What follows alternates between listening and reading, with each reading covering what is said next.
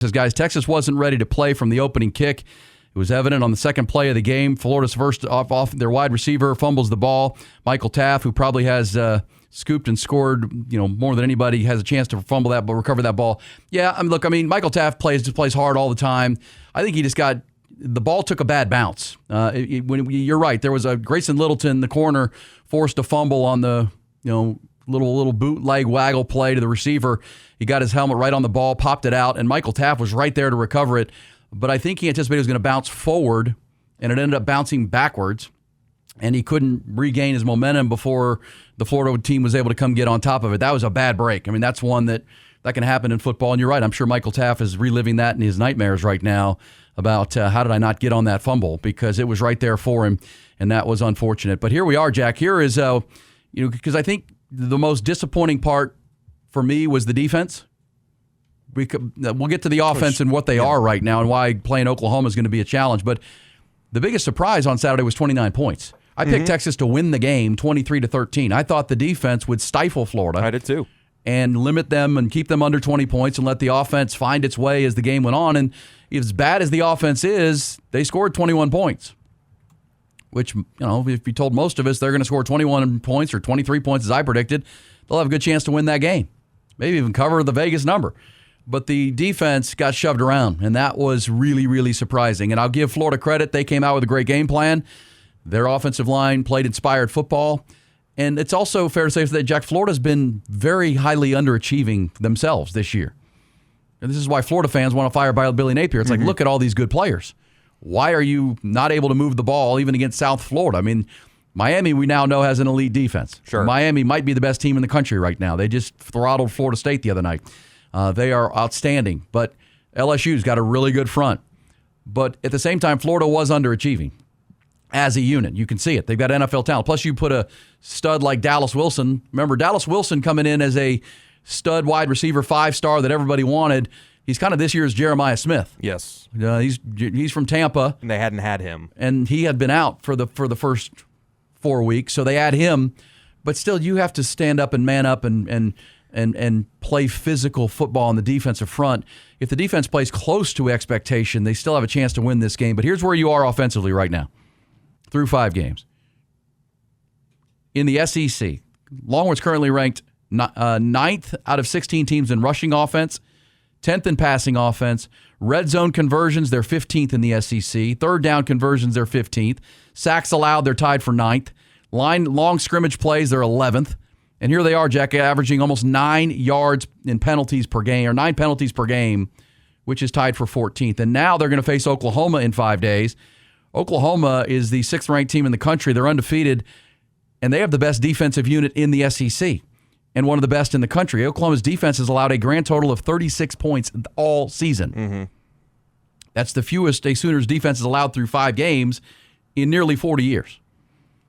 Meanwhile, Texas enters this game looking like Oklahoma did last year in this game, where now they have a starting quarterback, but it's Arch Manning. Like, remember, Oklahoma came into the game last year with a backup quarterback and no offensive identity at all. Yeah. And Texas beat them 34-3. We got all week. This is a crossroads moment for Texas. We know that. It's a line in the sand moment, I will call it. But, man, that is on paper. But the Longhorns are favored. Here's where we are. The AP poll can drop them all the way out of the top 25. Yeah. But they are favored in this game. Well, if you ever needed a bigger red flag that John Mateer's not playing, it's that. Yeah, and this could be a low score because the defense will make adjustments and you go in and try to find a way like you thought you could against Florida. And at that point, I don't care if you win this game 9-6. It does get your season back a bit on track. But if you beat an Oklahoma team that doesn't have John Mateer, I don't really think that's anything. Well, at this point, you got to go week to week. Every week is week to week now. Absolutely. But you just got to find a win because you can't lose this game. You lose this game, go 3-3.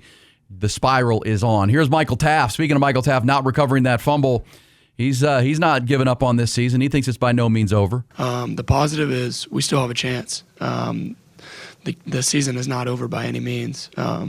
We lost an SEC game last year and still made it to the championship. So, we're not hanging our heads thinking that this season's over by any means. The second thing that's a positive is I would be really mad and really disappointed right now which I'm not happy, but I'd be really disappointed and loss of words if it was out of our control what we did today. But nothing that we did today was out of our control. It had everything to do with in our control. Defense, we asked ourselves to play to a high standard, 450 yards. That's not good enough. As a leader, I got to look at myself first. I had a missed tackle today, my first one of the season. That can't happen if you're a leader. So what's the good thing is I know what I can do, and I know what the other 10 players can do on the defensive field, whoever that 10 is. On offense, we missed like 4 touchdowns. The positive, I've seen them hit that time and time again. So I'm not worried at all, because I'd be worried if it was out of our control, if the opponent just outplayed us. But we just hurt ourselves. All right, so there you go. Okay, and again, this is the mentality you need. Mac Brown used to call it circle the wagons. We've got to circle the wagons. You heard Sark say tighten it up, get as tight as we've ever been, and we'll see. But can we hear from Sark on the, have the goals changed? Has the mindset changed from preseason number 1 to unranked and now headed to the Oklahoma game to face a top 6 team? That's a fair question. I think it was the last question of the post-game news conference. Have the goals at all changed from what you wanted it to be to now? Well, not at all. We're a one-loss team in the SEC, and there's a lot of football left to be played. We got 7 conference games to be played. I'm not going to sit here and give us the poor me's and the woe is us. We'll get back. We'll get ready to go. Obviously, got a big pivotal game next week against a rival opponent in Oklahoma, a very good football team. We need to get ourselves ready to play and focus on next week. And I think, one of the mistakes we can make is look big picture. We need to focus on this week and put our best foot forward and to get ready to play against a good football team. All right, so there you go. And that's where they are. And, at this point, you can't just listen to what they say. We got to see them do it. I mean, that's really where this thing is. Show it, don't say it. Now, they can say it. They got to say something. Sark will meet the media again today at 11:30. And, after watching the film and whatever the day of practice was yesterday and this morning. But at this point, there's no more talking about it. Yeah, and to say that you're a one-loss team in the SEC, you lost to Georgia last year. This Florida team is not that Georgia team. So you can say that all of that is still in front of you, and it's technically true. If you win out, you're going to be a playoff team, but, what have they shown to prove that they can beat a good team? You have Oklahoma, who's in the top 10. A&M looks really good.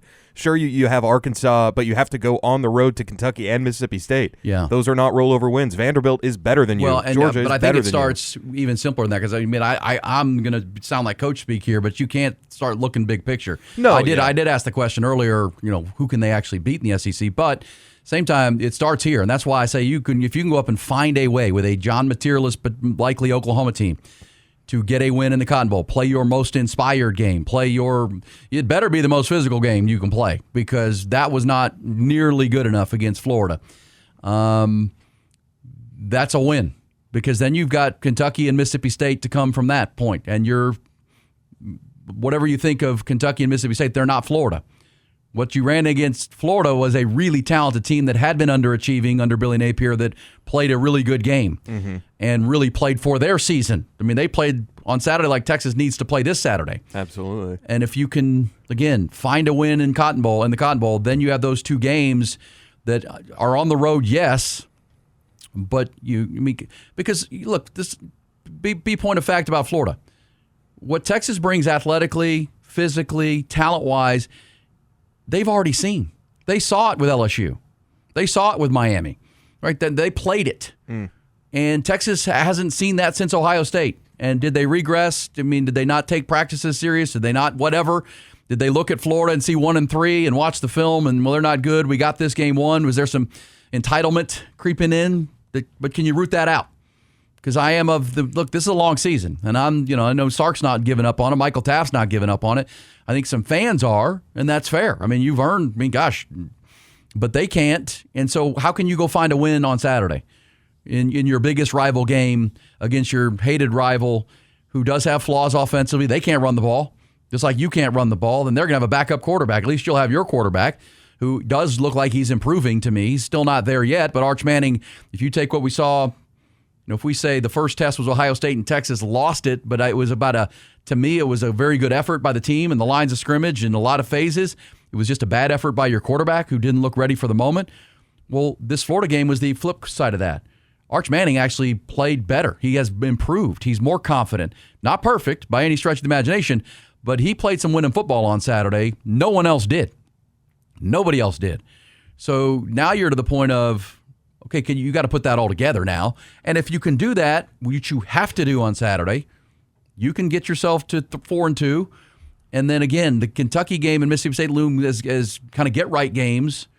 Can't take them lightly. Got to do your preparation. You can go win those games. Then the Vanderbilt game becomes huge, and the rest of your season is in place. But that's why when I say crossroads, the Oklahoma game is it. I mean, it's the line in the sand. You lose that game, I don't know how many games you'll win from here, because you just have to show me you can line up and be physical with a team, go toe-to-toe, because that's what Oklahoma is. Mm-hmm. Where Florida came into that game with 3 sacks on the season and ended up with 6, Oklahoma's the best pass rush team in the country.